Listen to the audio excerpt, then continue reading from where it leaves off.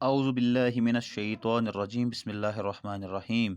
अस्सलामुअलैकुम प्यारे बच्चों, आज 19 मई 2021 है। मैं हूं मुश्ताक अहमद, टीचर यूपीएस टंगवारी।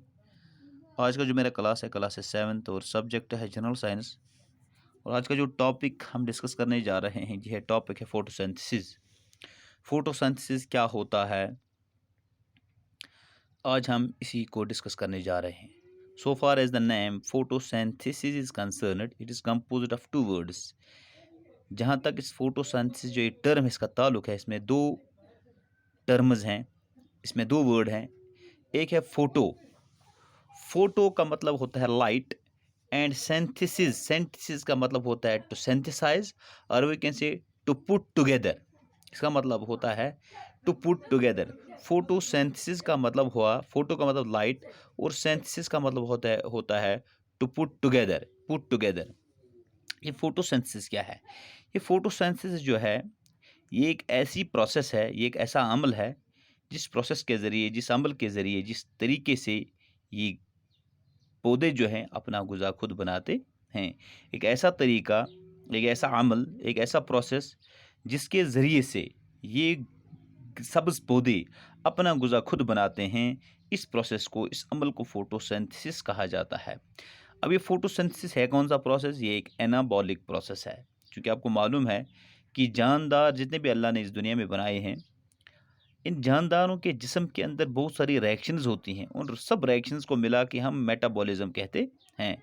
अब ये मेटाबॉलिज्म दो तरीके किस्म का हो सकता है, या तो ये कैटाबॉलिज्म हो सकता है, या तो ये एनाबॉलिज्म हो सकता है।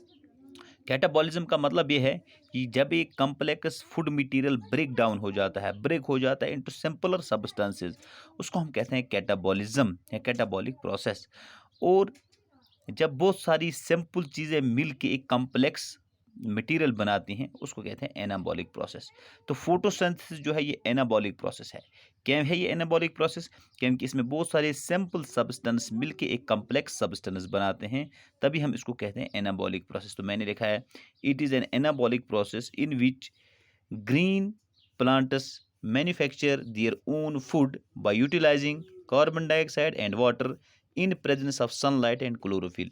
ये एक ऐसी एनाबॉलिक प्रोसेस है जिसकी मदद से, जिसके ज़रिए से ग्रीन प्लांट्स जो हैं अपना ग़िज़ा खुद बनाते हैं, कार्बन डाइऑक्साइड और वाटर का इस्तेमाल करके, सूरज की रोशनी की मदद से और क्लोरोफिल की मदद से। यानी कि चार चीज़ें वहाँ पे होनी चाहिए।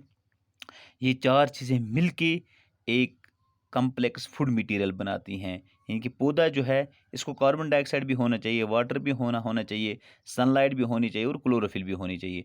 जब ये चार चीज़ें एक पौधे के पास पहुंच जाती हैं, तो ये अपना ग़िज़ा तैयार कर लेता है। तो मैंने यहाँ पे कहा कि एनाबॉलिक प्रोसेस है, क्योंकि इसमें ये सिंपल सब्सटेंस मिल जाते हैं, कार्बन डाइऑक्साइड मिलता है, वाटर मिलता है, सनलाइट आती है, वहाँ पे क्लोरोफिल होता है। ये सिंपल सब्सटेंस मिलके कम्प्लेक्स ग़िज़ा वहाँ पे बनाते हैं, स्टार्च बनाते हैं, ग्लूकोज बनाते हैं। तो हम इसको स्टार्च जो है वो एक कम्प्लेक्स फूड मटेरियल है। तो सिंपलर सब्सटेंस मिलके मिलके उन्होंने एक कम्प्लेक्स फूड मटेरियल बनाया, तो ये एनाबॉलिक प्रोसेस है।